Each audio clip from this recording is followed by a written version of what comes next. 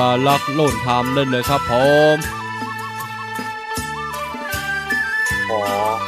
กราบนอบน้อม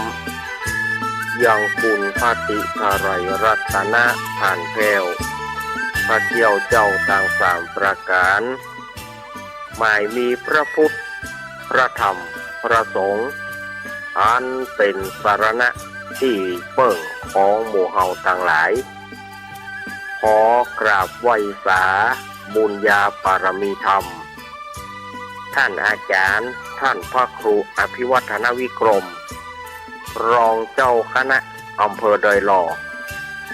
ผู้อำนวยการสถานีวิทยุมวลชนคลื่นสีขาวเพื่อชาวประชา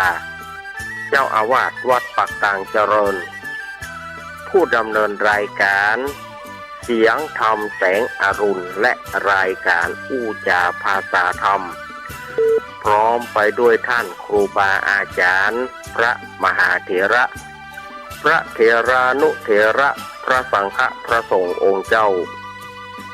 ขอกราบไหว้สาบุญญาปารมีธรรมพระเดชพระคุณหลวงพ่อสุนทรธรรมานุโยคที่ปรึกษาเจ้าคณะอำเภอดอยหล่อเจ้าอาวาสวัดพระธาตุโขงขาวขอกราบไหว้สาบุญญาปารมีธรรมพระเดชพระคุณหลวงพ่อสาธุกิจจานันท์เจ้าคณะอำเภอดอยหล่อเจ้าอาวาสวัดพระธาตุเจ้าดอยน้อยพร้อมไปด้วยพระสงฆ์องค์เณรทุกรูปทุกองค์ด้วยความเคารพอย่างสูงสุดยิ่งครับผมสวัสดีเจเจและก็ป้าน้อยหนุ่มผาจ้อคนรูปหล่อเนอครับผมขอกราบไหว้สาครูบาลักปัจโยนันท์เหมือนกันนะครับผมสวัสดีเนอผมขอกราบไหว้สาตุลุงนวลคนรูปหล่อวัดสันเมียงอำเภอเวียงหนองล่องเหมือนกันนะครับผมสวัสดีเนอครับถ้าวันศีลวันใดตุลุงนวลไปลืมไม้กะกินะครับผู้สูงวัยตัวเนาะผมเป็นห่วงมดเนาะครับประเด็นไหนยังเกิดแต่ลงบ้านลงเฮียนไปลืมไม้กะเกะนะครับประเด็นยังเกิดไปตุกไปเต้ามันตุกลูกตุกหลานเนาะมันตุกลูกตุกหลานมานานหายเนาะเกิดไปเต้ามานานหายเหมือนแม่น้อมสุภาวงศ์นะเกิดมันเหมือนแม่น้อมสุภาวงศ์เกิดไปเต่าเนี่ยอ้อนเอารถไปสลับเนี่ยอ้อนโอ้โหมันนานหายเนาะผมเป็นห่วงโคถ้าแม่น้อมฟังนี่ก็ดีโคผมโอยพรคือแม่น้อมหายไปบุยนะครับคนนี้เป็นห่วงเนาะขอแม่น้อมหายไปบุยเด้อเจ้าอย่างเตอะขอแม่น้อมหายไปบุยได้เตียวของบุยเนาะครับหายไปบุยเนาะแม่น้อมเนาะแม่น้อมสุภาวงศ์เนาะครับครับผมเป็นห่วงเนาะครับนิมนต์ครูบาลักโลดทำได้เลยครับผมอรุณสวัสดิ์ธรรมะสวัสดีศรัทธาญาติโยมสาธุชนคนดีเฮาทุกท่านมาแล้วเนอมาแล้วเนอมาแล้วเนอมาแล้วมาปะกันในรายการสัพเพเหระปกิณกะธรรมะค่อนรุ่งใกล้แจ้งรายการเสียงธรรมแสงทองมาปะกับศรัทธาญาติโยมเหมือนเช่นเคยเป็นประจำกู้วันอาทิตย์ตั้งแต่เวลาตีสามไปจนถึงตีสี่ครึ่งเขาก็จะได้มาปะมาพบกันต่างสถานีวิทยุแห่งนี้อันเป็นสถานีวิทยุมวลชนคลื่นสีขาวเพื่อชาวประชาและเครือข่ายเช่นว่าสถานีวิทยุคลื่นพระพุทธศาสนาการศึกษาและวัฒนธรรม 104.50 วัดไฟหินตำบลสุเทพอำเภอเมืองจังหวัดเชียงใหม่โด โดยเมตตาธรรมของท่านอาจารย์ท่านพระครูสมุวิสุวัตวรกิจโจสถานีวิทยุพระบาทอุดมน้ำบ่อสาวา 89.50 เมกะเฮิรตซ์วัดพระบาทอุดมน้ำบ่อสาวาอำเภอฝางโดยเมตตาธรรมของพระเดชพระคุณหลวงพ่อสุจิตตานุรักษ์ด็อกเตอร์ท่านอาจารย์จำเริญโชติธรรมโมสถานีวิทยุห้วยตองซักเรดิโอ 98.75 เมกะเฮิรตซ์วัดห้วยตองซักตำบลขวงเปาอำเภอจอมตองจังหวัดเชียงใหม่โดยเมตตาธรรมของหลวงพ่อวาปีวรมานิชสถานีวิทยุมนต์เสียงธรรม 106.25 เมกะเฮิรตซ์วัดบุพารามตำบลจ้างเคิ่งอำเภอแม่แจ่มจังหวัดเชียงใหม่โดยเมตตาธรรมของพระเดชพระคุณหลวงพ่อมงคลวิสิทธิ์และท่านปลัดอุทัยทั้งสองท่านสถานีวิทยุชุมชนคนเหนือเขื่อนบ้านดงดำตำบลห่างดงอำเภอฮอดจังหวัดเชียงใหม่สถานีวิทยุแม่วางเรดิโออำเภอแม่วางสถานีวิทยุแดนดินถิ่นล้านนาบ้านโฮงงัวตำบลน้ำบ่อหลวงอำเภอสันปัตตองจังหวัดเชียงใหม่โดยเมตตาธรรมของโดยคุณโยมรุจิสมบัติเงาคำสถานีวิทยุบ้านแป้นเรดิโอบ้านแป้นอำเภอเมืองจังหวัดลำพูนสถานีวิทยุสีคำเรดิโอจังหวัดน่านสถานีวิทยุชุมชนคนเมืองลี้อำเภอลี้วัดพระธาตุ5 ดวงโดยพ่อครูเสน่ห์กินาจันทร์สถานีวิทยุนิกเนียวเรดิโอห้างหุ้นส่วนจำกัดอนุสรณ์เรดิโอบ้านโจงตำบลต้งกวาวอำเภอเมืองปานจังหวัดลำปางสถานีวิทยุอาร์เรดิโอเน็ตเวิร์กทั้ง2 คลื่นของจังหวัดลำปาง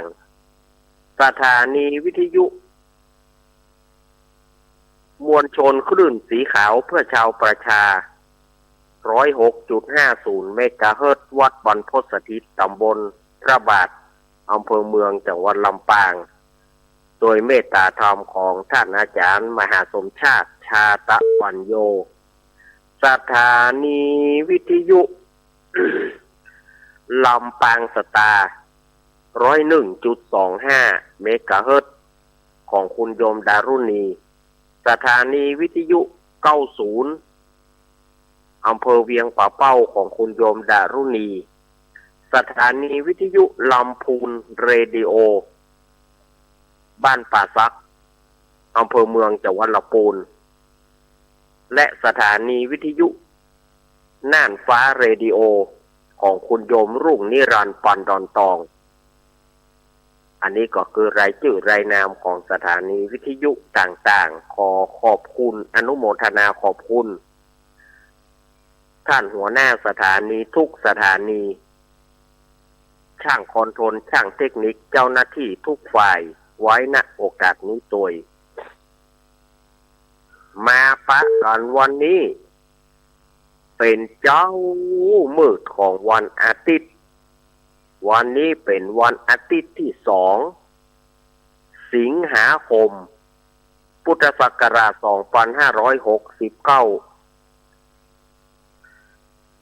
เดือน10เหนือ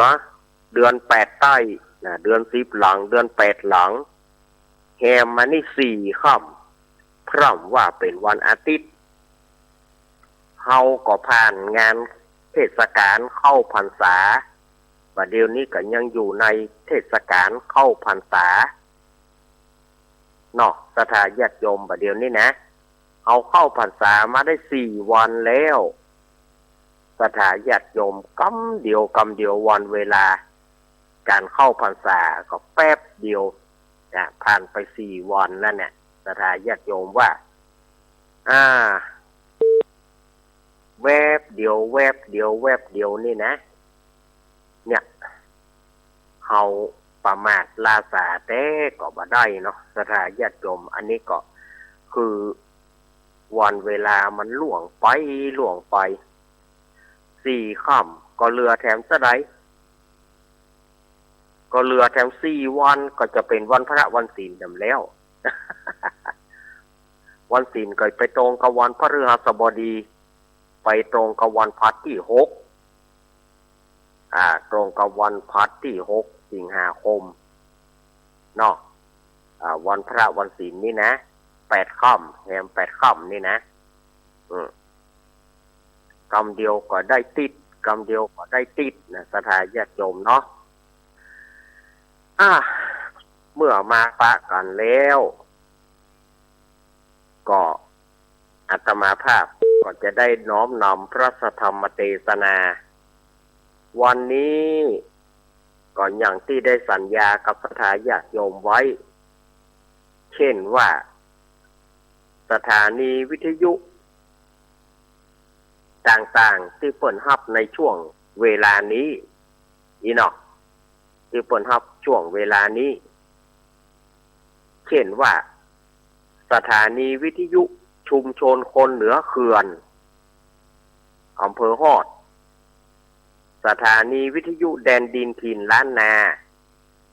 สถานีวิทยุสีคำเรดิโอสถานีวิทยุชุมชนคนเมืองลี้สถานีวิทยุเรดิโอนิกนิวเรดิโอ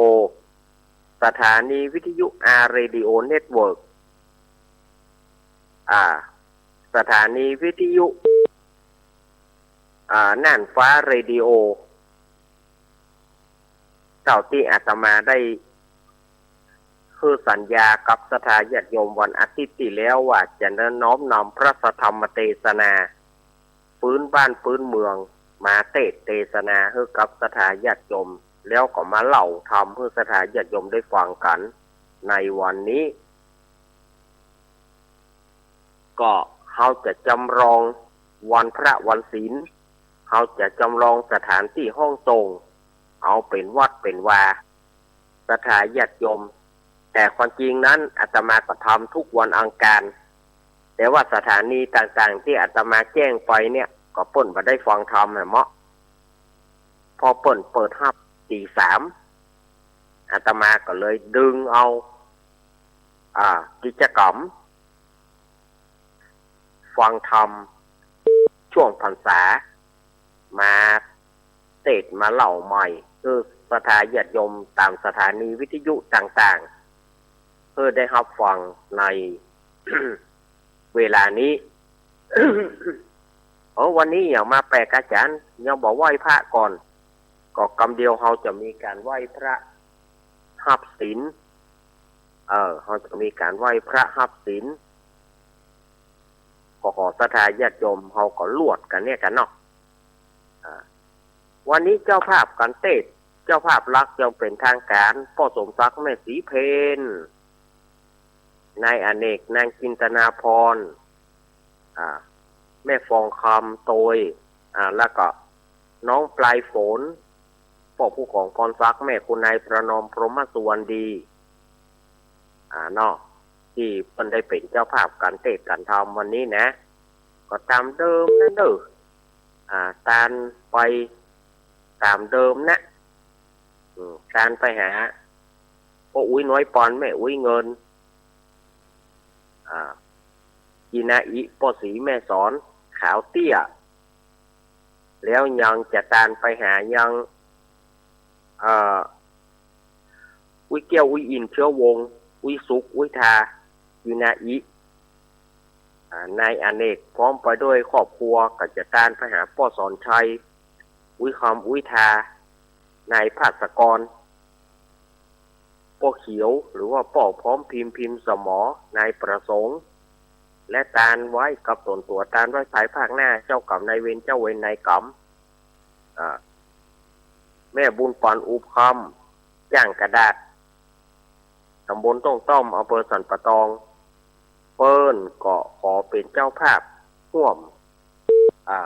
แม่ของอาตมาก็จะตานไปหาพ่ออุ้ยน้อยเสาแม่อุ้ยฟองอุ้ยปุกอุ้ยคำจันโตอุ้ยป่อนอุ้ยมาอุบคำตานไปหาอุ้ยแกนอุ้ยใจจันก้อนนายสุทัศน์จันก้อนแล้วยังจะตานไปยังจะตานไปหาอุ้ยป่อนอุ้ยนวลป่อนคำแล้วจะตานไปหานายสุกนายบุญนางสาวจันเด็กหญิงสุลักษณาหรือว่าเด็กหญิงปัดอุบคำการไว้กับตนตัวเจ้ากรรมนายเวรเจ้าเวรนายกรรมพ่อเกิดไม่เกิดการไปหาแหมชื่อไอ้ฟุกอันนี้แม่บุญป่อนอุบคำนะก็ศรัทธาญาติโยมเจ้าภาพกันเทศก็ทยอยกันมาเรื่อยๆเนาะเจ้าภาพกันเทศก็มาเจ้าสองเจ้าเจ้าภาพที่กันเทศที่อาตมาว่าอาตมาจะก้อมกันน้ำกาไฟสถานีวิทยุห้วยตองซักแล้วก็ก้อมกันน้ำกาไฟวัดปักกลางเจริญอาตมาก็ได้รับแรงใจสายทานศรัทธาธรรมจากญาติโยมนี่ก็มีเพิ่มเติมเสริมต่อมาแม่สุกเกี้ยวสอนศรีนุสรเปิ้นก็ขอรับเป็นเจ้าภาพกันเทศแม่อนุโมทนาเน้อแม่จันนวลนายเทิดพงษ์นายพัดพงษ์กันทมูลก็รับแม่แล้วก็ยังมีแม่น้อมสุภาวงศ์ก็รับแม่เป็นเจ้าภาพ5 ศีล5 วันพระแล้วก็ยังมีแม่เนตรนภาแม่เนตรนภานี่ก็อยู่ปุ้นเนอร์แม่เนตรนภาเขตโลกอยู่กทมกรุงเทพมหานครกาบะใจเกาะตงแม่นตำบลป่าปูอำเภอบ้านโฮงจังหวัดลำพูนก็ขอรับตลอดพรรษาเนอ13 วันพระ13 วันศีลสาธุอนุโมทนาศรัทธาญาติโยมที่เป็นเจ้าภาพกันนะวันนี้ก็เฮาจะเอาอย่างเอี้ยเนาะก็เดี๋ยวก็จะทยอยเอาไปเจ้าภาพแต่ละเจ้าภาพมาวันอังคารก็ยกเจ้าภาพเหล่านี้มาแถม วันนี้ก็ดีอกดีใจศรัทธาญาติโยมได้เป็นเจ้าภาพเอาละเพื่อบ่ให้เป็นการเสียเวลาป้อนอันอ้ายแพ่โป่งไม่หน่อย ปูจานอันอ้ายแพ่โป่งมาปูจานอันอ้ายบ้านแพ่โป่งเหล่าเงาแต่ศรัทธาญาติโยมมาพร้อมกันหรือยังมากันแต่เจ้ามืดเลยแต่ใครจะเป็นเจ้าภาพมาลายโพธิ์ใครจะเป็นเจ้าภาพก่อนมาลายโพธิ์วันที่27 กันยาเนอศรัทธาญาติโยมใครจะเป็นเจ้าภาพทำก่อนมาลายโพธิ์เพื่อจะทานหาญาติพี่น้องทานหาพ่อหาแม่หาอุ้ยหามอนหาแม่นหามินหาแม่พวกเนอวันที่27 กันยาเนออาตมาจะเทศน์นะเดือนเพ็ญ27 กันยาแต่ว่าอาตมาก็คงจะล่วงหน้าไปอาตมาก็คงจะล่วงหน้าก่อนแต่เดือนนี้ไปเดือน12 เพ็ญนะวันที่27 กันยาแต่ช่วงกันยาอาตมาจะเทศน์เนอถ้าฝ่ายจะเป็นเจ้าภาพมาลายโพธิ์ใกล้เดือน12 เพ็ญมั้งเนาะศรัทธาญาติโยมพร้อมกันแล้วอันที่เปิ้นนอนก็นอนเถอะเนอมันหมอกใกล้แจ้งเนี่ยเนาะหมอกลับทั้งวันนะศรัทธาญาติโยมที่ลุกยากบ่ต้องไปฝืนเนอนอนอยู่หั่นน่ะไม่ต้องซีเรียสไม่ต้องวอรี่เนาะวันนี้อาตมาภาพจะได้น้อมนำพระสัทธรรมเทศนาเรื่องพรานคืนศีลพรานคืนศีลนี่ความจริงเปิ้นมีผูกเดียวแต่อาตมาก็แบ่งเป็นตอนแบ่งย่อยไปเอาเป็นประมาณ3 ผูก 4 ผูก 3 ตอน 4 ตอนความจริงเปิ้นมีผูกเดียวแต่มันยาวเอาก็แบ่งภาคเอาเนาะเอาละ เอาไหว้พระก่อนเนาะศรัทธาญาติโยมก็ได้พร้อมแล้วขอเรียนเชิญคุณโยมรุจิสมบัติเงาค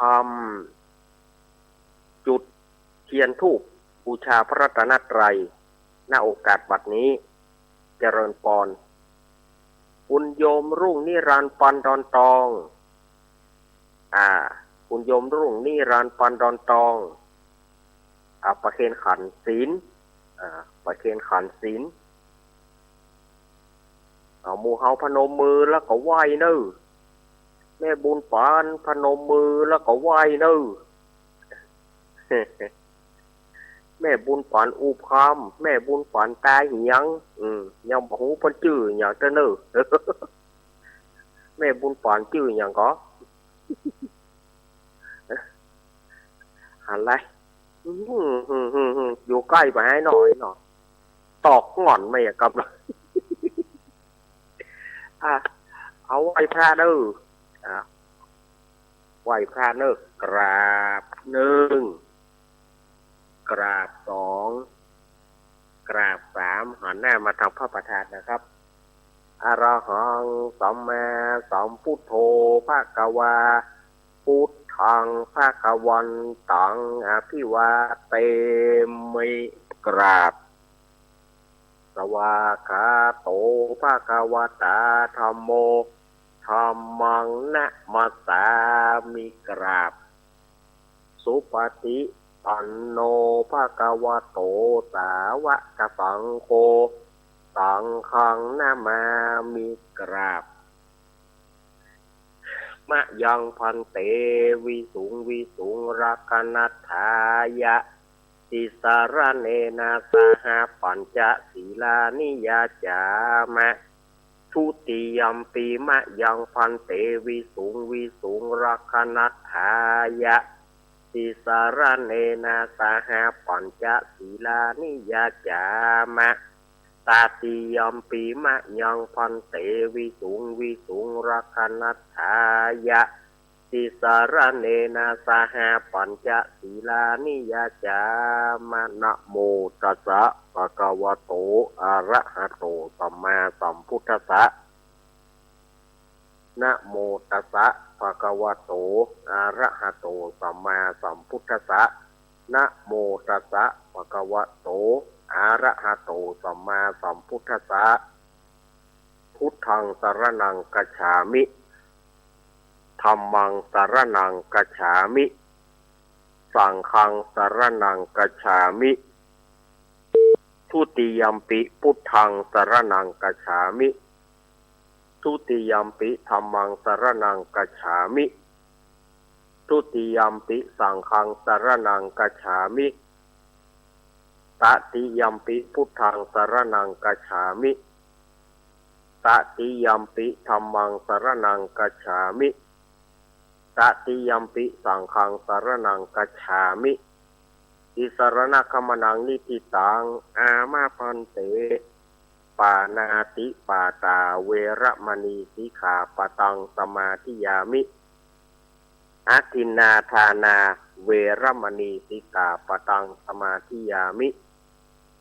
กาเมสุมิจฉาจาราเวระมณีสิกขาปะทังสมาธิยามิ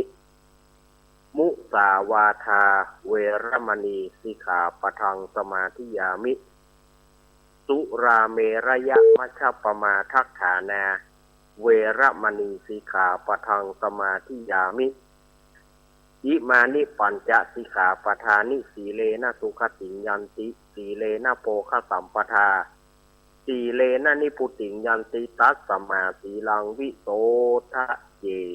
สาธุสาธุสาธุก็ขอเก้ากระผมออกกับอาราธนานิมนต์ท่านอาจารย์ท่านพระครูสมุวิสุวัตวรกิจโจผู้อำนวยการสถานีวิทยุ 104.50 เมกะเฮิรตซ์ได้จุดเทียนส่องธรรมออกกับอาราธนานิมนต์ครับ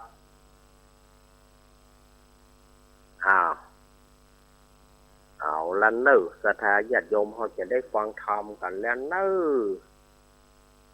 นิปานังเยกะระระมังเยกัสสยังปันทิโตตังโนมากังอุติสิตุงธรรมังธรรมามุตตมังปัจจังอารัธนังกะโลมะกันเนอนะโมตัสสะภะคะวะโตอะระหะโตสัมมาสัมพุทธัสสะสาธะโวฟังราโสตุยานาสัพปุริสะตั้งหลายตั้งยิ่งใจน้อยใหญ่อันมีใจไฟตั้งบุญได้เฮือตานหนุนเข้าน้ำวัตถุพร่ำปัจจัยสินดวงใส58ได้กดแหวกรักษาป้าก่อนมาแต่เจ้าเพื่ออยู่เฝ้าฟังธรรม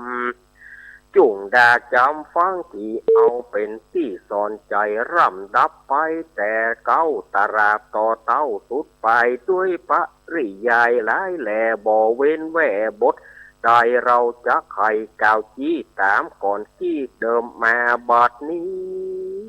แดดเอ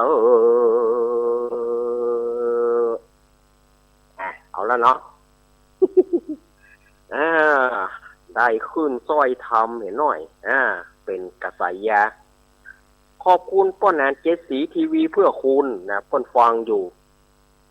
ขอบคุณป้อนานเจสีทีวีเพื่อคุณนะป้อนานอินสมเตปินด็อกเตอร์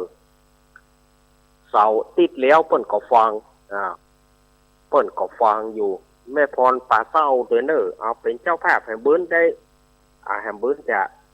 เชิญมาประเคนประเคนสังฆทานด้วยกันเนาะป้อนานเนาะ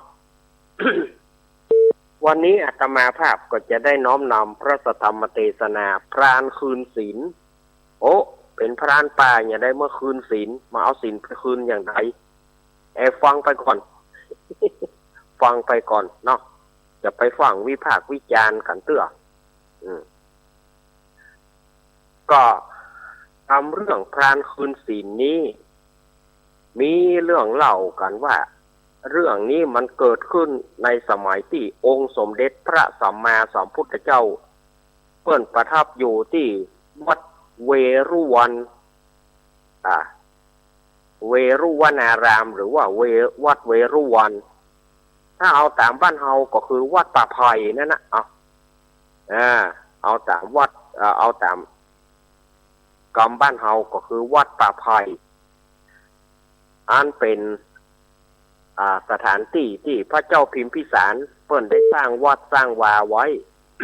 ในกรุงราชคฤห์นั่นนะในครั้งนั้นก็มีกรุงราชคฤห์ปุ่นอันนี้ก็ศรัทธาญาติโยมตามที่เปิ้นว่ามาไว้ว่ายังมีพรานผู้หนึ่งเป็นพรานป่านะชื่อว่านิฆะพรานเนี่ยก่อล่าสัตว์ล่าสิ่งมาเป็นอาหารมาขายเป็นประจำจ้างกะเสือกะเนาะบอกว่าจะเป็นจ้างเป็นแม้เป็นเสือเป็นงัวเถื่อนควายเถื่อนงัวกระทิงเอาทั้งนั้น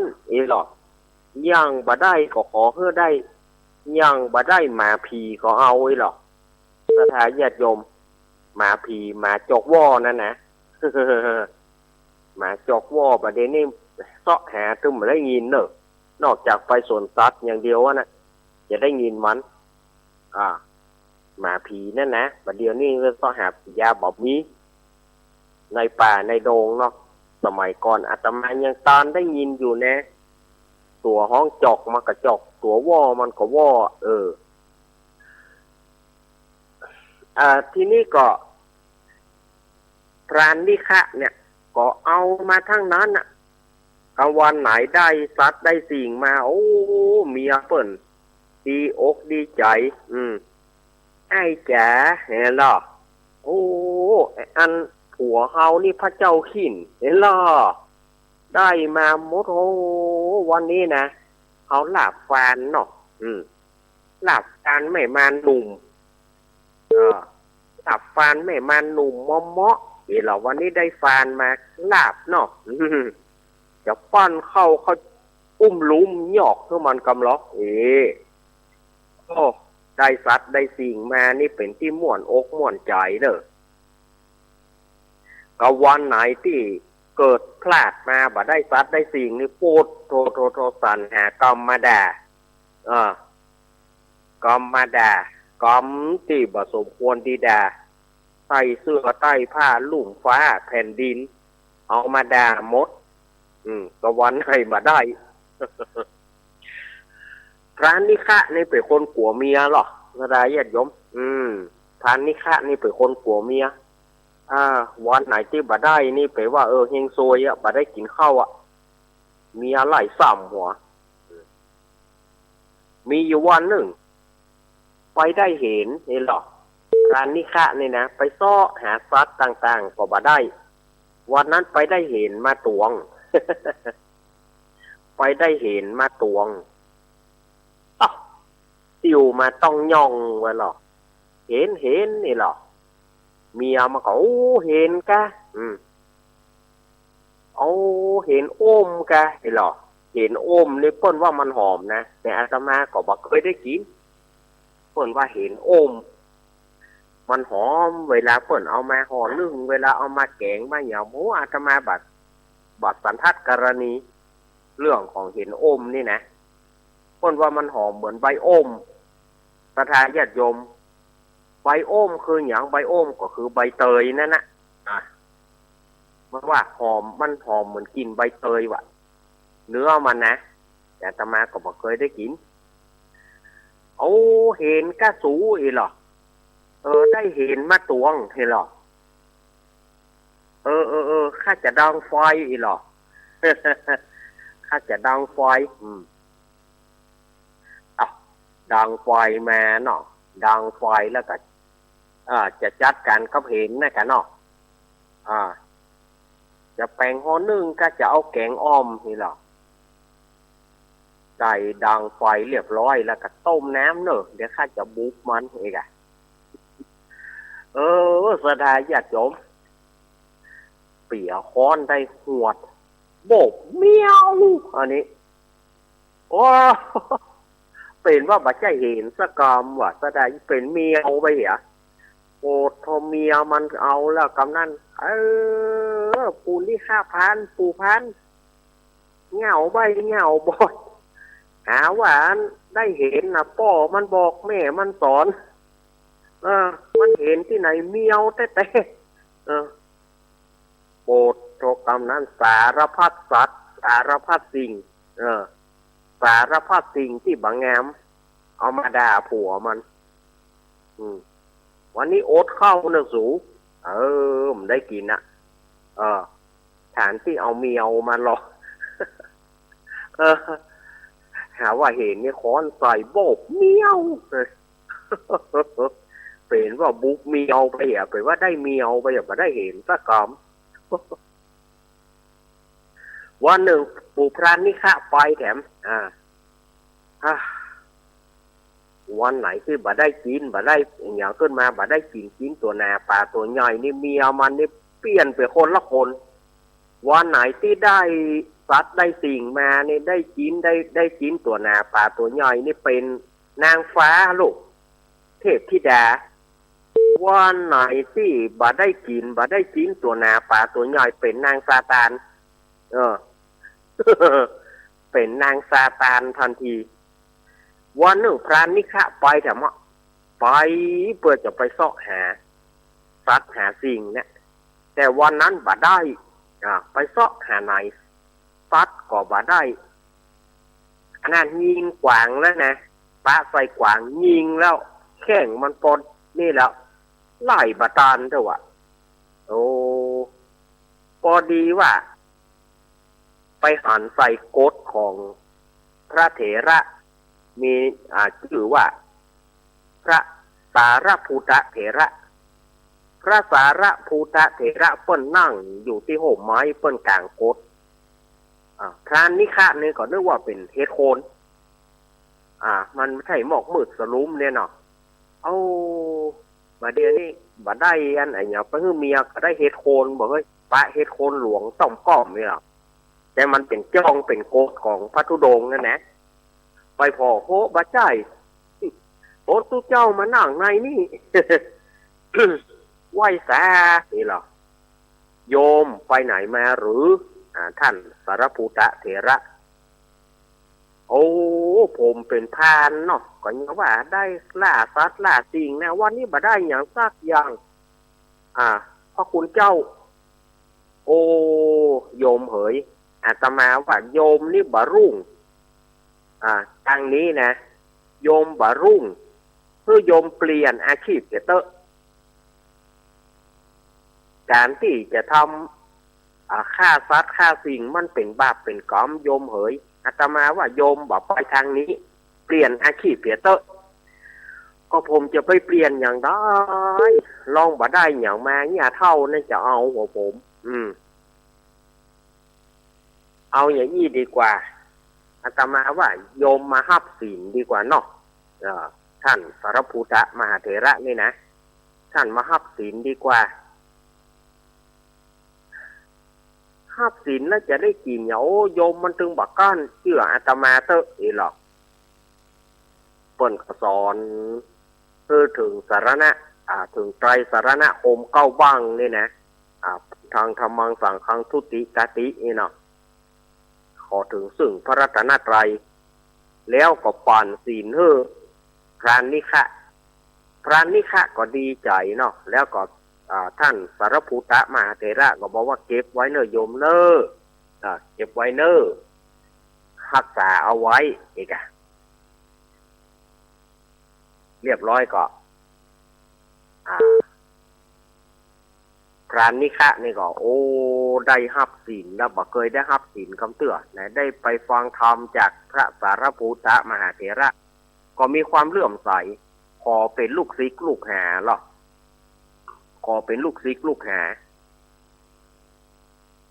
เมื่อฮับศีลแล้วไปบ้าน ผิวปากวิด ผิวปากวิดเข้าบ้านมาแกว่งแขนดกเด็กเมียมันสูมีไหนอันอย่างมูนั้น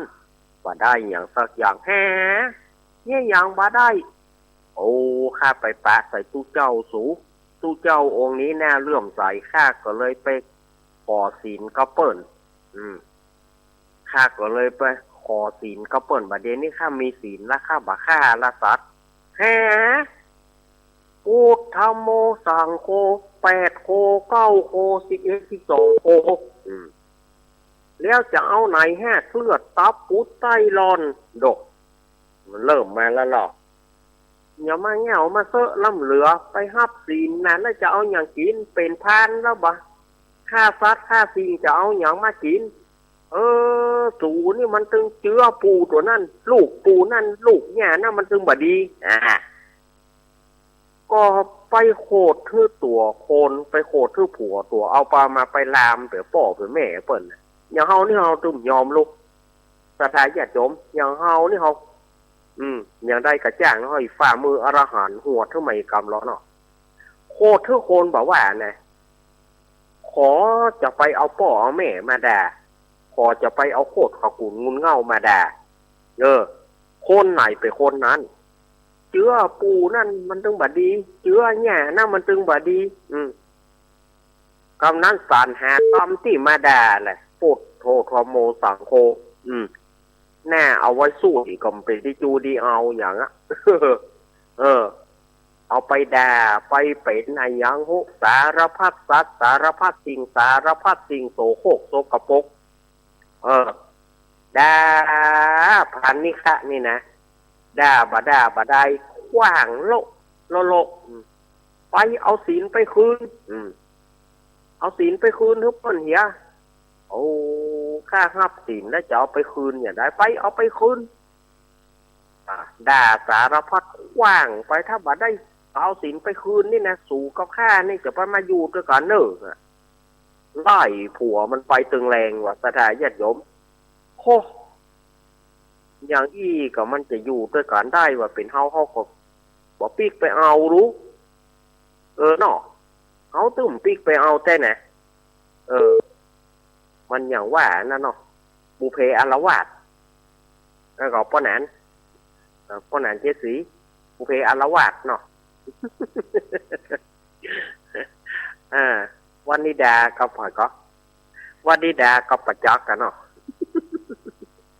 แม่นะคะใช่ค่ะอ๋อเจ้ากะฮะอ๋อเจ้ากาลเกตอ่ะ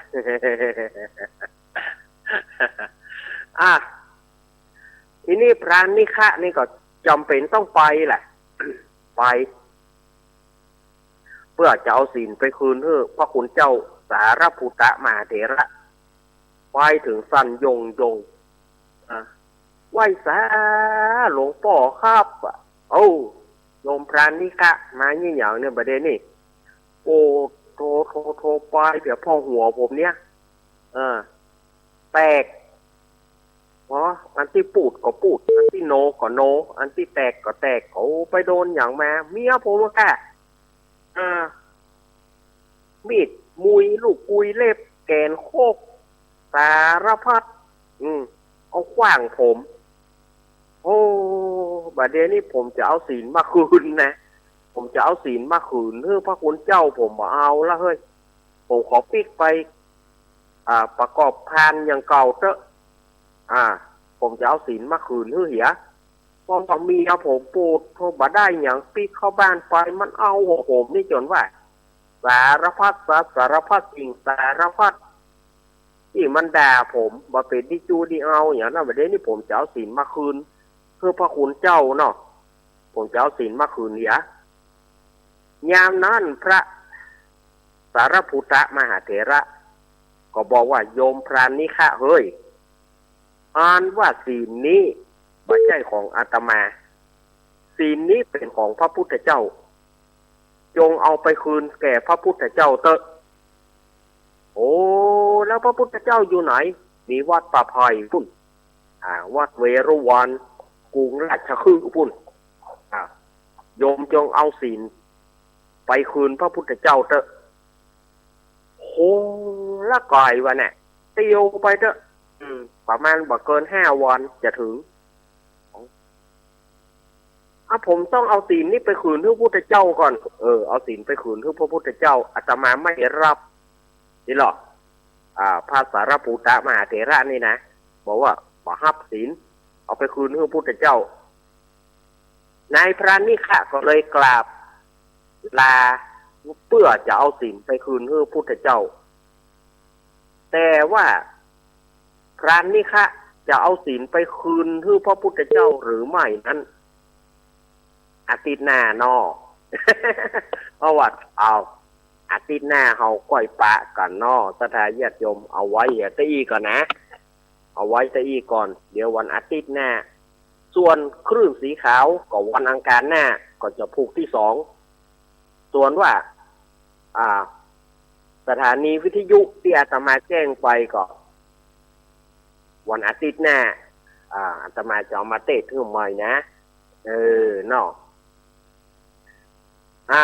ขออนุโมทนากับสถาญาติโยมที่เป็นเจ้าภาพการเทศน์การทำในวันนี้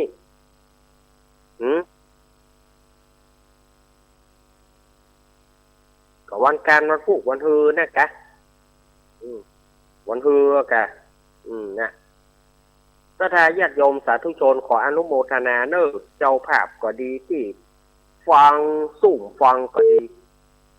ซุ่มฟังก็ดี ก็อนุโมทนาเนอะวันนั้นก็แม่พรป่าเศร้าเนาะเพิ่นก็ฟังอยู่ยายพรก็ฟังอยู่พ่อนานเจสีทีวีเพื่อคุณฟังอยู่เนาะพ่อนานเนาะ อนุโมทนาเนอะ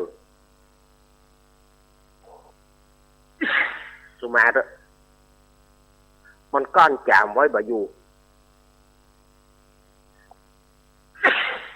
สุมาเด้อเอาละฮะเสียงเขาเปลี่ยนแล้วฮะสถานญาติโยมถ้าได้จามแล้วนะมันเปลี่ยนทันทีเนาะ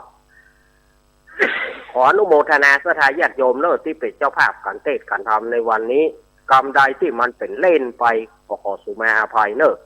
กรรมใดที่มันเป็นสาระประโยชน์ญาติโยมก็เอาไปประพฤติปฏิบัติไปบอกลูกบอกหลานอันใดที่มันบดีบงามก็บ่ถ้าไปสนใจฟังแล้วก็ขว้างไปเนาะอนุโมทนาเนออาทิตย์หน้าปะก่อนใหม่ วันนี้ทำมันจบสื่อนี้เขาก็ยุบกับไว้ตะอีก่อนเนาะนิธิตังขีญาสองวันนาวิเศษจาห้องเหตุธรรมเตสนาเรื่องพรานคืนศีลผูกแรกผูกเก้าก็บังคมสมเรศเดสาตุสาตุสาตุนี่ม่วนดีแต่เขาม่วนอย่างนะม่วนมันไปได้เห็นนะเนาะขอนเล่นเมี้ยวเกิดมาจะเห็นสักคำบอกอ้าวเมื่อทำจบแล้วก็เดินคณะสัตยาญาติโยมแต่ประเคนนี่เขาคงจะประเคนตอนที่ช่วงสองเนาะประเคนช่วงสองแต่ว่าเขาจะสุมาควตานเนี่ยก่อนนะเขาจะสุมาควตานเนี่ยก่อนในช่วงเวลาที่มีอยู่เนาะสุมาเกี่ยวทั้งสามสุมาขันเกี่ยวทั้งสามกับสุมาควตานอย่าง แหล่งเมินกับแหล่งหลงแต่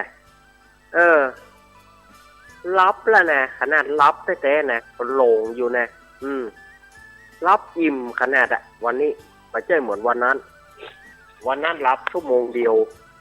ยังไปหลอดนะวันนี้ไปแบบหลอดจะได้ อ้าวต่อไปเจิญป้อนานเจ็ดสีทีวีเพื่อคุณได้สู่มาโคตานสู่มาเกี่ยวทั้งสามเนอวันนี้เจิญป้อนานเนอโยสันนิสิโนวราโพธิโมเลมารังสาเสนังมหันสิงวิจโย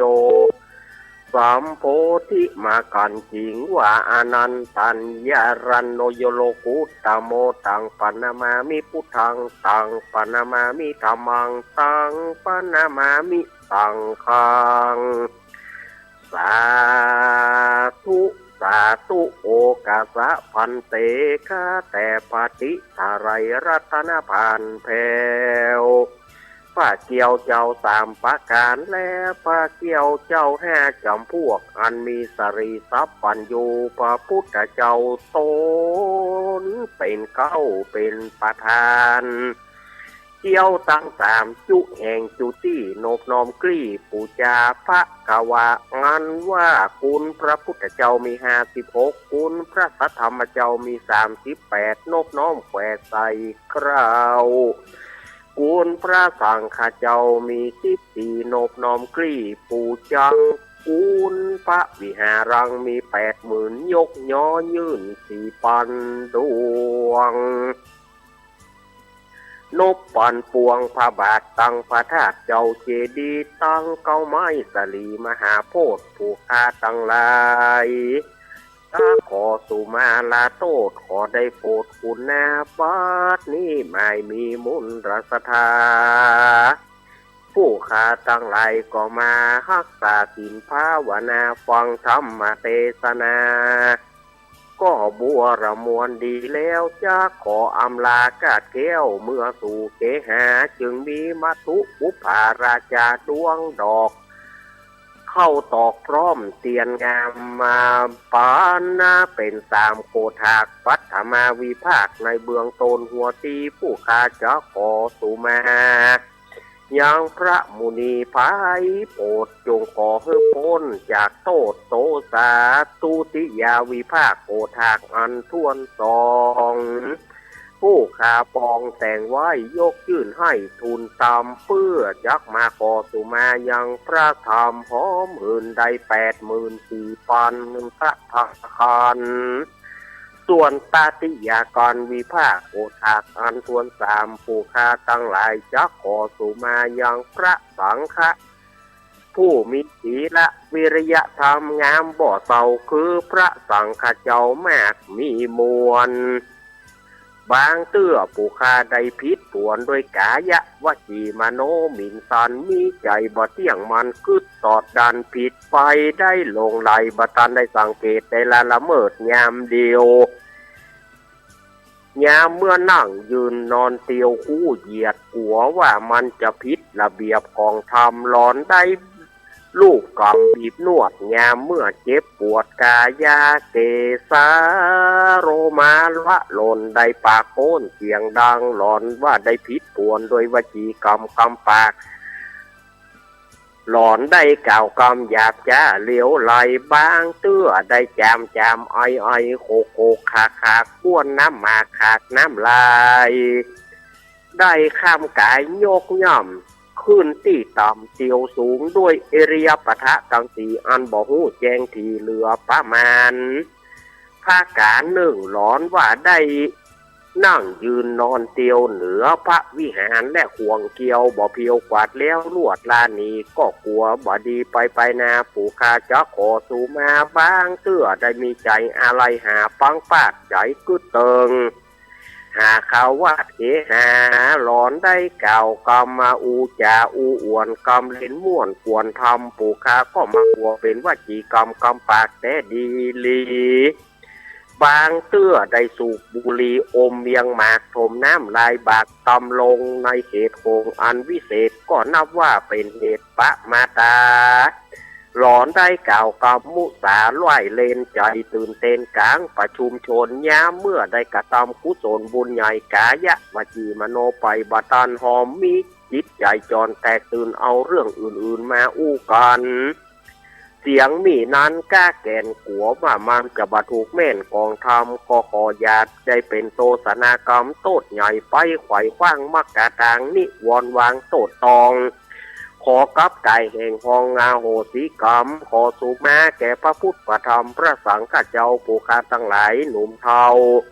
ขอก้มเก้ากราบสุมานั่นจุงจักมีเที่ยงแต่ดีหลีกายะกัมมังวจีกัมมังมโนกัมมังสันติจัตโตสังอสันติจัตโตสังอาติตะโตสังปัจจุปันโตสังอนาคตะโตสังสัพพังโตสังขามันตุโนขอบคุณพ่อหนานเจสีเนอะเปิ่นมาสุมาเกี่ยวทั้งสามโอ้สุมาแต่ละโคตรก่นลูกกับพ่อหนานแต่คืนบื้นหูเรื่อง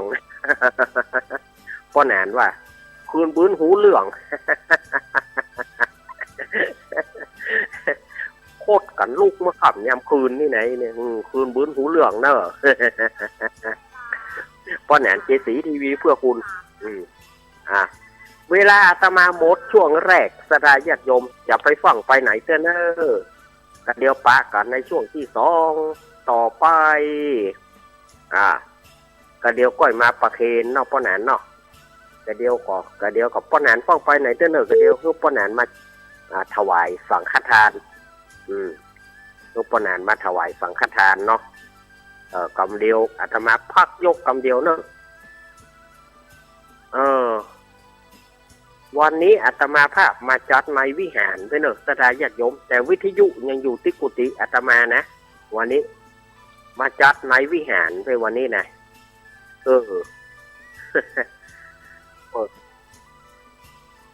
จัดถ้าป่อนมานอนท่านเลยโลกกวนเปิ้นนอนเปิ้นหลับท่านเลยวันนี้เลยมาจัดในวิหารเพ่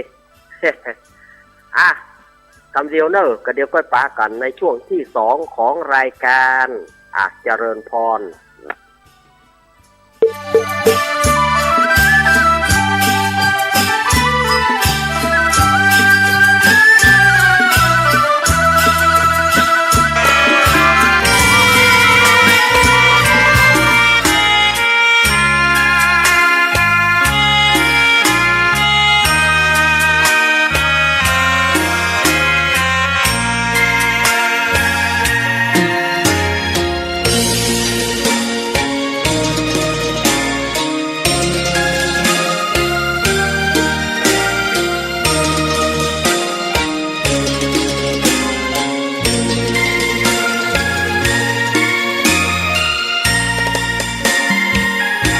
อกบัวดอกหนึ่ง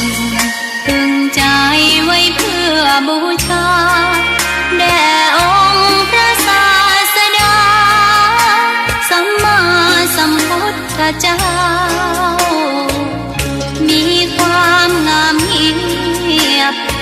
รียบเทียบเขา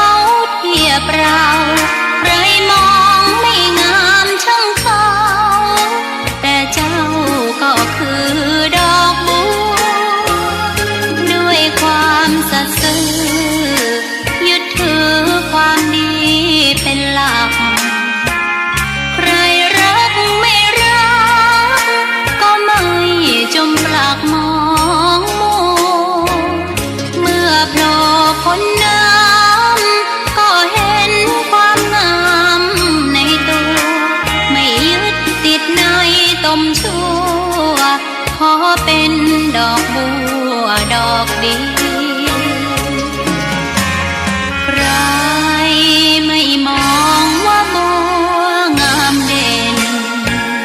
แต่บัวก็เป็นดอกบัวทุกวันอย่างนี้ไม่อยากเด่นดังแต่มุ่งหวังในทางเด่นดีเกิดมาเพื่อสร้างบารมีถวายชีพนี้บูชาดอกบัวดอกน้อยเฝ้าคอยคนที่ใจบุญมาโอบเอื้อเกื้อกูลรู้ค่าของบุญเก็บบัวขึ้นมาเพื่อสร้างความดีและสร้างบารมีดังว่าใช้ดอกบัวนี้บูชาพระสัมมาสัมพุทธองค์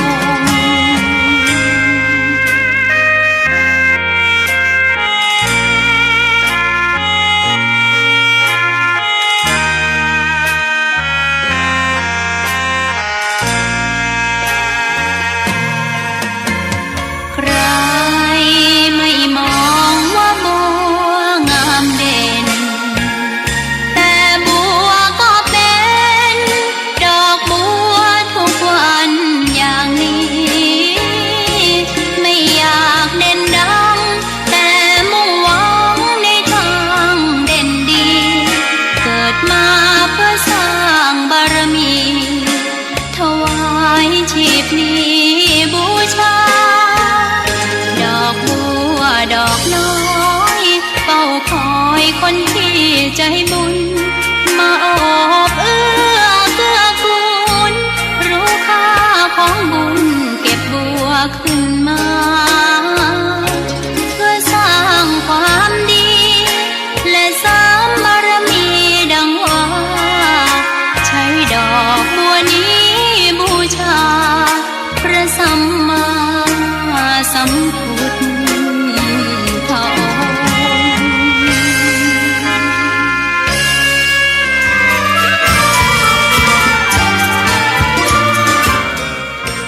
องค์ น้องๆหน้าหนาวนี้ไปแอวเหนือเฮาพักที่นี่บ่รีสอร์ทนี้ดีขนาดมีเครื่องทำน้ำอุ่นระบบแก๊สเอาไว้ให้พร้อม แต่ก็ต้องระวังเนอะเครื่องทำน้ำอุ่นระบบแก๊สมีคนตายมาหลายรายแล้ว จะอั้นเลยกะ อายก็นึกภาพเอากะเปิดเครื่องทำน้ำอุ่นระบบแก๊สในห้องน้ำถ้าบ่มีพัดลมดูดอากาศการหมุนเวียนของออกซิเจนมันจะดีได้จะใดในเมื่อการเผาไหม้บ่สมบูรณ์ก็เกิดการสะสมแก๊สคาร์บอนมอนอกไซด์สูดดมเข้าไปมันจะไปจับกับเม็ดเลือดแดงและทำให้เม็ดเลือดแดงจับกับออกซิเจนได้น้อยลงเมื่อออกซิเจนเข้าบ่ถึงปอดก็จะย่าให้คลื่นไส้เมาหัวหายใจยากจนถึงขั้นเป็นลมแล้วก็ตายได้โดยเฉพาะคนที่มีโรคประจำตัวเช่นโรคหัวใจโรคเลือดจางหอบหืดถุงลมโป่งพองโรคความดันโลหิตสูงซึ่งจะมีโอกาสสูงกว่าคนอื่น น่ากลัวขนาดเนาะ มันก็บ่ถึงขนาดนั้นถ้าหากรู้วิธีคือถ้าอาบน้ำด้วยเครื่องทำน้ำอุ่นระบบแก๊สบ่ดีอาบเกิน10นาทีจะต้องเปิดพัดลมระบายอากาศหรือให้อากาศถ่ายเทได้ดีอันนี้ก็จะช่วยได้นัก ถ้าหมู่เฮาแค่หูข้อมูลเพิ่มเติมโทรสอบถามได้ตีกลุ่มสื่อสารความเสี่ยงและพัฒนาพฤติกรรมสุขภาพสำนักงานป้องกันควบคุมโรคที่1เชียงใหม่053-140-774-6หรือสายด่วน1422จนเครียดกินเหล้าจนเครียด กินเหล้า จนเครียด กินเหล้า จนเครียด กินเหล้าจนเครียดกินเหล้า จน เครียด กินเหล้า จ ก็เลยยิ่ง จน ยิ่งมึงก็เลิกสิเหล้าอ่ะ จนเครียด เลิกเหล้าเลิกจนเริ่มต้นเข้าพรรษานี้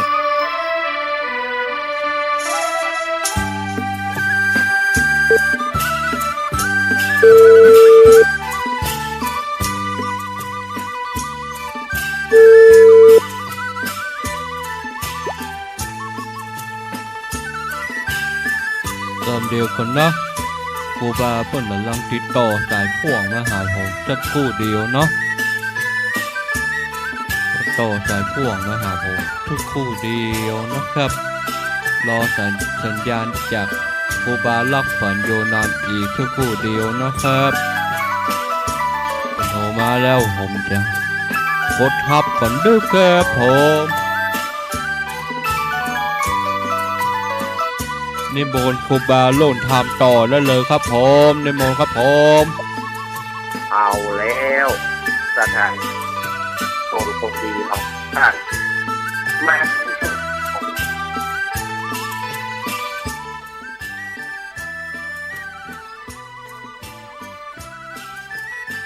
ง ครูบาสสัญญาณครูบาหายครับมันมีเสียงออกมาเลยครับโทรเข้ามาเห็นมอนครับ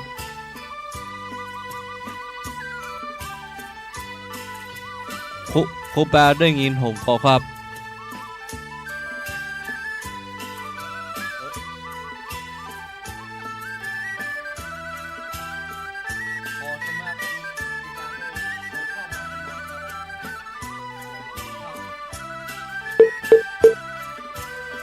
เสียงดับไปเนาะ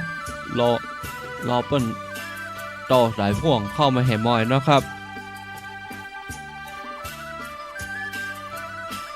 เสียงมันดับรอเปิ้นต่อสายพ่วงมาหาผมอีกสักครู่เดียวนะครับคลื่นของผมก็เต็มคลื่นของผมก็เต็มวางนี้ขึ้นวอนโทกอมันเป็นอย่างโหนะครับ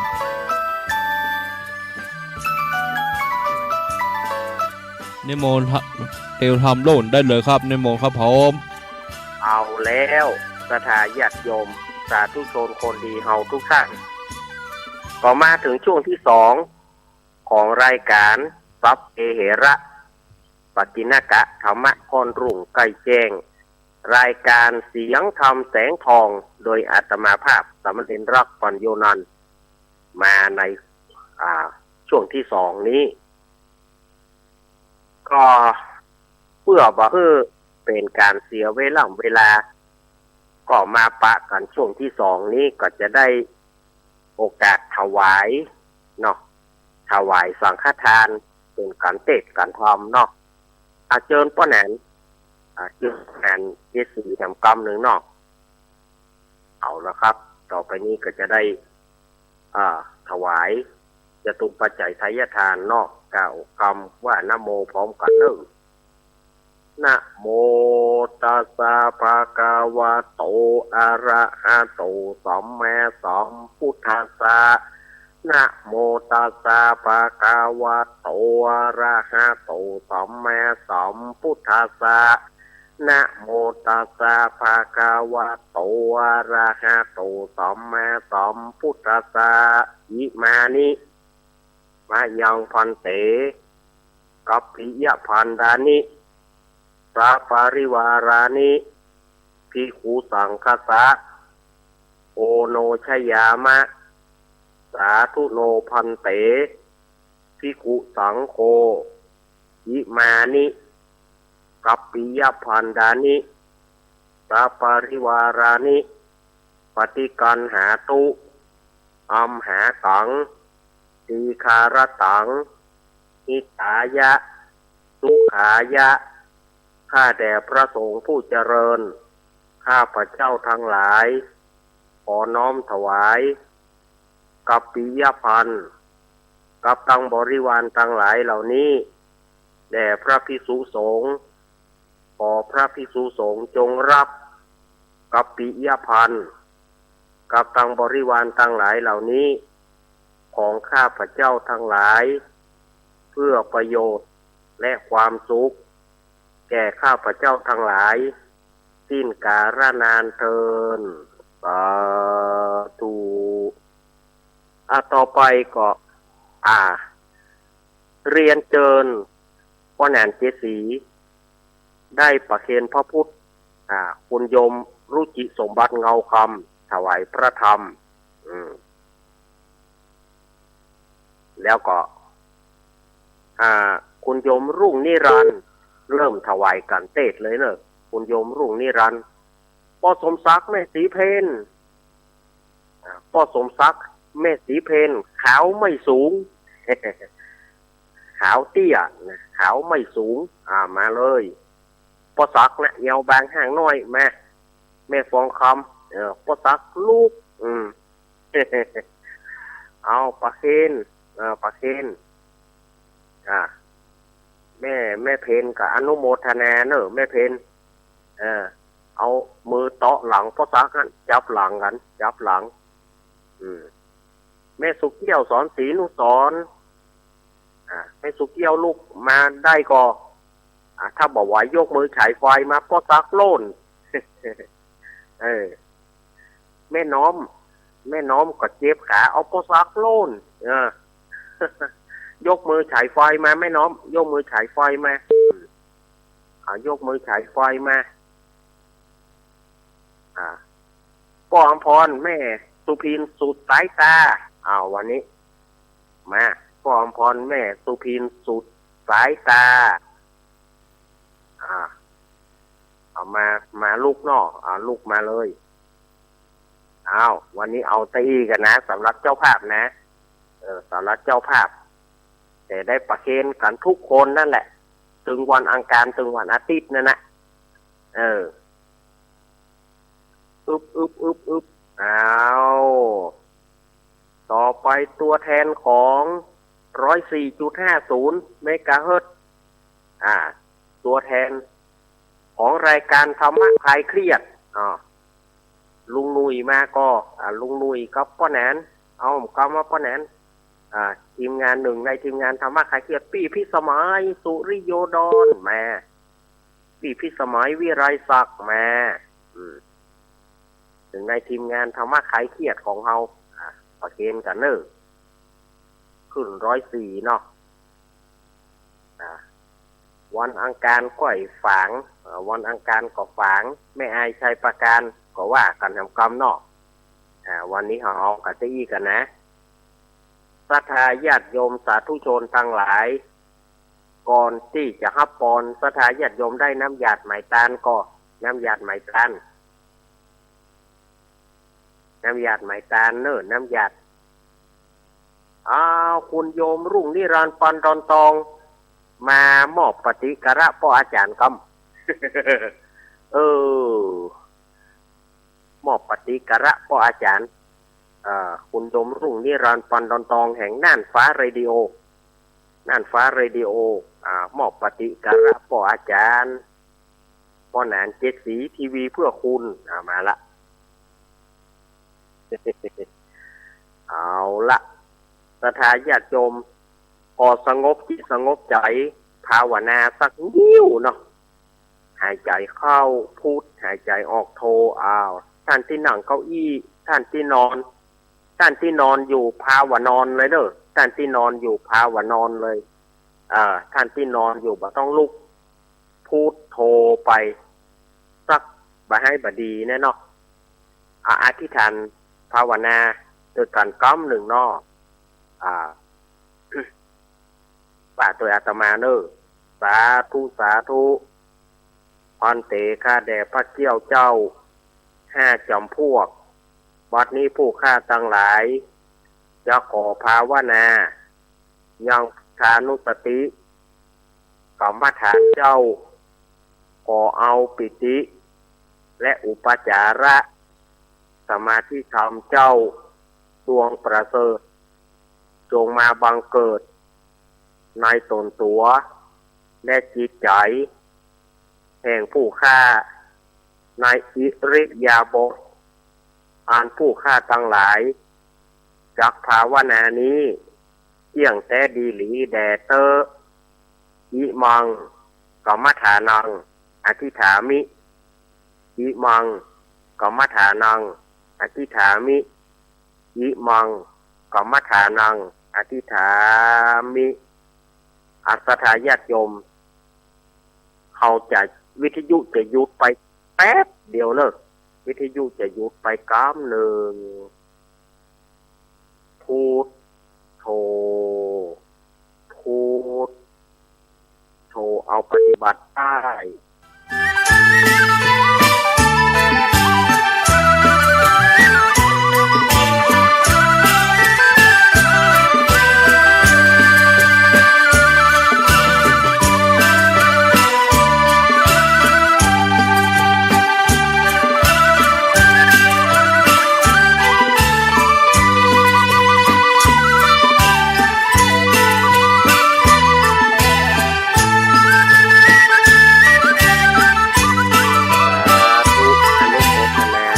ญาติโยมก้อยคายมือเนอะก้อยคายมือก้อยลืมตาก้อยคายมือก้อยมืนตาทุจัดโยมจัดตาเพื่อผอยวันนี้ผู้ที่หลวงรับดับขันไปอยู่ในใจของญาติโยมก็อุทิศบุญให้เขาได้ครับเนอะต่อไปเขาก็จะลากรรมฐานเนาะลากรรมฐานอิมังกรรมฐานังปัจจุทรามิอิมังกรรมฐานังปัจจุทรามิอิมังกรรมฐานังปัจจุทรามิวิตังภาวนากรรมังนิปานาปัจจโยโหนตุโนนิจังสาธุสาธุพันเตข้าแด่พระเจ้าเจ้า5 จำพวกวัดนี้ผู้ฆ่าทั้งหลายได้ภาวนายังพุทธานุสติกรรมฐานเจ้ามีประมาณเท่านี้จะก่อสู่มายอไว้เหนือหัวผู้ฆ่าด้วยดีก่อนแลกราบกราบกราบเอานั่งที่เดิมได้นั่งท่าเดิมได้ต่อไปฮับปอนเนอร์สถาญาติโยมฮับปอนเนอร์ยะถา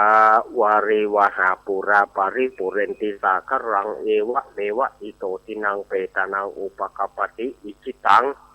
ปฏิตังตุมหังคิปะเมวะสมิสตุสเปปุเรนตุสังกปาจันโทปนะระโสยะถามณีโชติระโสยะถา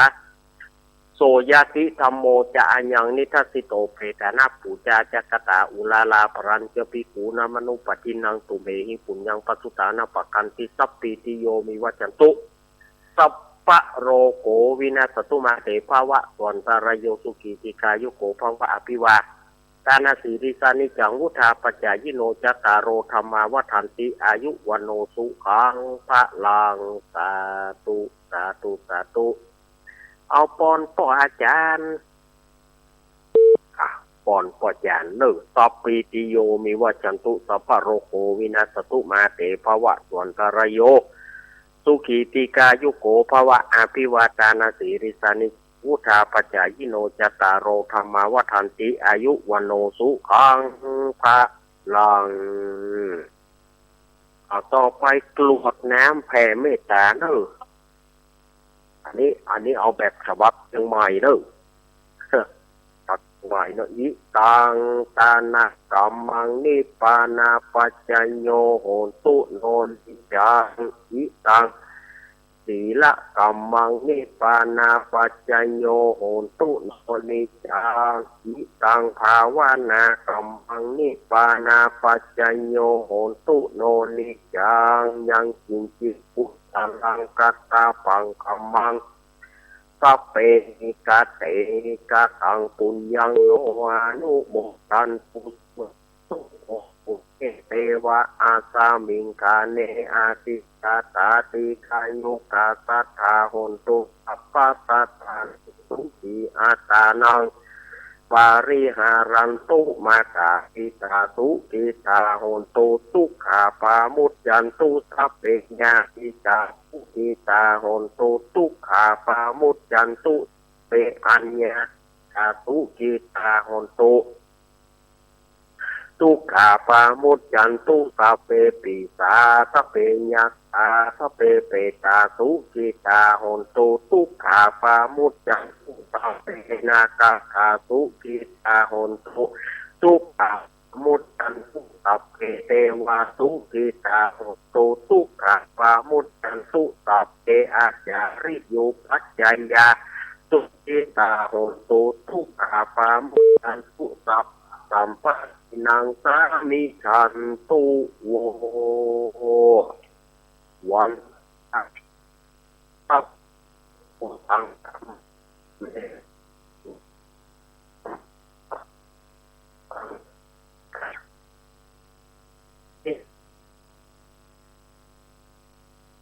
ปัญญาเอตามิปุโรปัชฌาจาริเยสัพพังเมโตสังฆามันทะเมพันเตวันตามิกัมมะทานังสัพพังเมโตสังฆามันทะเมพันเตวันตามิอารัมเมพัทธสีมายังสัพพังสังฆามันทะเมพันเตวันตามิเจติยังสัพพังครปัฏฐาเนสุปฏิจิตาสเรราสาตุมหาโพธิงพุทธารูปังสักการังสัทธานาคะโลเกเทวะโลเกพระมะโลเกชัมพูทิเปรังกาทิเปสาเรราธาตุโยเกสาธาตุโยอาระหันตาธาตุโยเจติยังกันทะภูติงจตุราสีติสาเตสัมมัตเตสัพเพสัมปาเอติยันหังวันตามิสัพพะโสกราบอาหารหน้ามาตังพระเดชพระคุณหลวงพ่อสาธุกิจจานันท์เจ้าคณะอำเภอดอยหลอนพ่อวันนี้หลวงพ่อได้มาเป็นประธานในเมื่อใกล้เที่ยงนี้ขันหน้ามาตาหัวพ่อเก่าคำวันตาน้อยเนื้อสาตุวันตามิพันเตสาปังฟาราทังกามันทะเมพันเตมะญากะตังปุญญังสามีนาอานุโมทิตาปังสามีนากะตังปุญญังไมหังตาตาปังสาธุอนุโมตามิจัตตารโอธรรมังวัฏันติอายุวันโนสุขังพลังสาธุก็เรียกไว้ใครสำหรับกิจกรรมที่พวกบ้านได้ทำก็ต้นก็ถือว่าเป็นสิ่งแรกนะถือว่าเป็นสิ่งแรกนะวันนี้ก็ได้มาเตะเหล่าสถานเนี่ยผมนะแต่แล้วสถานญาติโยมเอ๋ยเปิดสายของท่านวันนี้เนื่องด้วยกิจกรรมมันแน่นหนาเนาะก็ไม่เป็นไรขณะชั่วโมงเกิงนี่นะสถานญาติโยมเอาบริหารเวลาชั่วโมงเกิงนี่นะยังบอกให้ตานเวลาเด้อโอ้สถานญาติโยมว่าเว็บกระเดียวหลวงพ่อท่านพระครูวรธรรมนาถเปิ่นจะมาไหว้พระมาเทศธรรมให้สถานญาติโยมฟังแถมฟังธรรมกันจุใจนะตั้งแต่ตี 3ถึงพวกนั้นถึง 9 โมงพวกนั้นสถานญาติโยมตี 3ถึง 9 โมงนี่นะเป็นภาคของการฟังฟังธรรมกันแล้วก็วันอาทิตย์ตั้งแต่เวลา 2 โมงเกินไปต้นไปอันนี้อาตมาถ้าว่าสดอาตมาก็จะบอกว่าถ้าฟังเสียงวันที่ต้องฟังวันที่ถ้าวันที่นั้นมัน มันบัดตรงกับวันนี้แสดงว่าอาตมาบัดได้จัดสดศรัทธาญาติโยมเข้าใจเสื่อบางทีฟังเทปของอาตมาบางทีอาตมาตายฝันหาอย่างก็ดีหน่อยศรัทธาญาติโยมก็มักจะโทรไปว่าฟังอยู่นะความจริงเป็นเทปเก่าเจเอามาออกอย่างบึ้นเนี่ยญาติโยมฟังว่าถ้ามันเป็นเทปเก่านี่วันที่มันถึงจะเลยไปเป็นเต้าใดเต้าเบาอันนั้นแสดงว่ามันเป็นเทปเก่าแต่ส่วนมากจริงๆว่าเสียดายเวลาก็เลยเอาเทปเก่ามาออกอาจจะเป็นเทปวันนี้ค่ะถ้าเป็นเทปวันนี้เป็นเทปเมื่อเจ้านี้ก็พอถ้าว่ามันต้องบัดใจเวลาสดเพราะว่าอาตมาบัดนำได้จัดสดเพราะว่าคิวของอาตมาแท้ๆมีวันอังคารวันอาทิตย์นี่ส่วนมากมันจะบัดใจศรัทธาญาติโยมฟังกันเนาะเอากันนะโอ้บรรยากาศก็เย็นนะถ้าออกไปข้างนอกก็เย็นนะถ้าออกไปข้างนอกก็เย็นศรัทธาญาติโยมไปได้นอนวัดนอนวาศีลแรกก็เป็นจะได้นอนวัดนอนวาศีลแรกสะบ้องก็นอนวัดนะอาจารย์มันบัดรับอย่างพอมันนอนแต่มันไปรับมันบัดรับแน่แล้วนั่งสมาธิพองก็บ่นั่งบ่มีกู้นะก็บ่มีกู้นะก็คนเดียวอะแต่ศรัทธาญาติโยมเฮามีกู้ก็คนเดียวเฮาดูจ้างลูกปนอนบอดมันได้รับว่ามันแปลกตีถ้าเฮาไปนอนวัดนอนวานี่นะศรัทธาญาติโยมมันตึงบ่รับมันแปลกตีแต่ถ้าเฮาก่อนนั่งสมาธิเอานั่งสมาธิพ่องอย่างพ่องถ้าเรานั่งคนเดียวเฮาซ้ำดีซ้ำบ่มีไผมาลู่สะพ่องเขาว่าอันสะพ่องก่อนนอนเต้นะอาจารย์มาเผียวโกนบ๊อบหลับละ อันนั้นมันก็แล้วแต่เปิ่นนะแล้วแต่เปิ่นบ่ถ้าว่าคือเปิ่น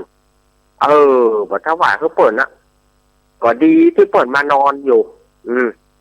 นะดีที่สุดที่เปิ่นมานอนเธออยู่ถ้าเปิ่นมานอนก็อีดนะเนาะอันนี้อาตมาก็แจ้งกับศรัทธาญาติโยมไผที่มานอนวัดนอนวาเอาฮับเสียสายนึงฮับสายสุดท้ายเนาะขอบคุณสายสุดท้ายเต้ๆละเจริญพรเอาติดแล้วยายพรกา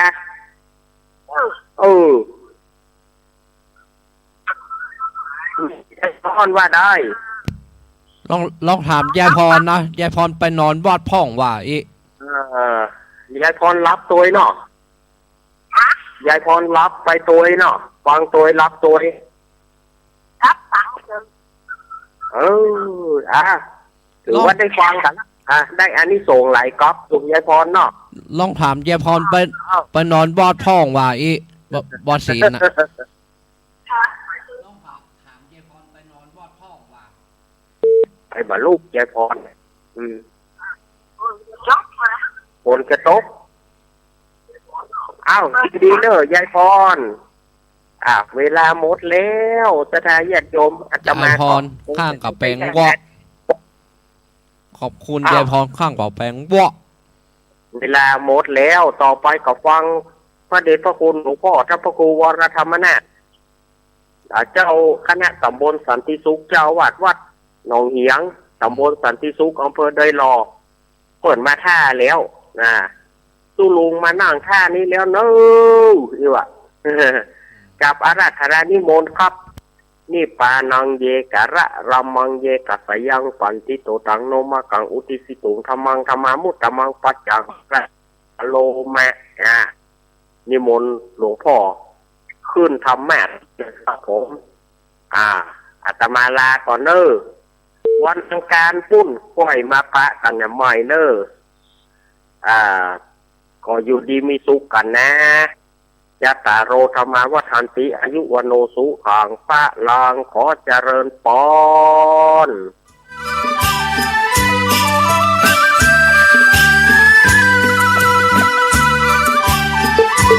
ตกจากที่สูง เรียก 1669 กระดูกหัก เรียก 1669 บาดเจ็บกระดูก